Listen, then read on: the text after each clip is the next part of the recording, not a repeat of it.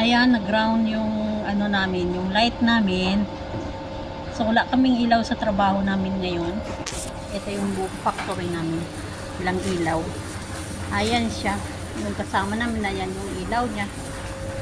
At tapos, ayan yung isa nagtatrabaho. Yan yung ilaw niya. Ayan. The best yung ano namin, factory namin.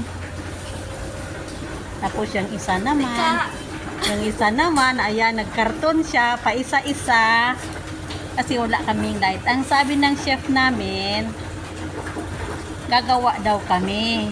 Paano kami makakagawa ngayon na wala kaming ilaw? Yan, oh, pa isa-isa may hawak ng cellphone. Yung isa naman, ayan, nandoon yung sa kanyang cellphone. Naka-charge kasi wala ding charge yung cellphone niya. Kaya, ayan. Ako naman nandito. Ayan, paano ako magtatrabaho nito na para kang nagtatago-taguan? Ganyan yung buhay namin, hirap.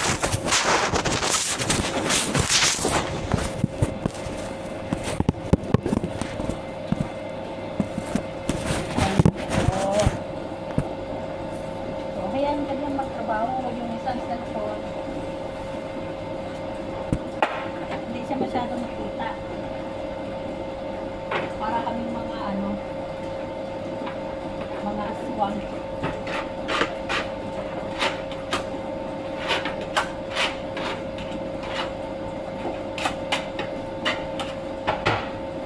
Sige ang trabaho kahit ano na siya.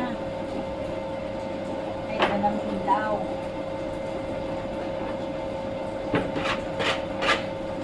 Para may labas na yung order namin.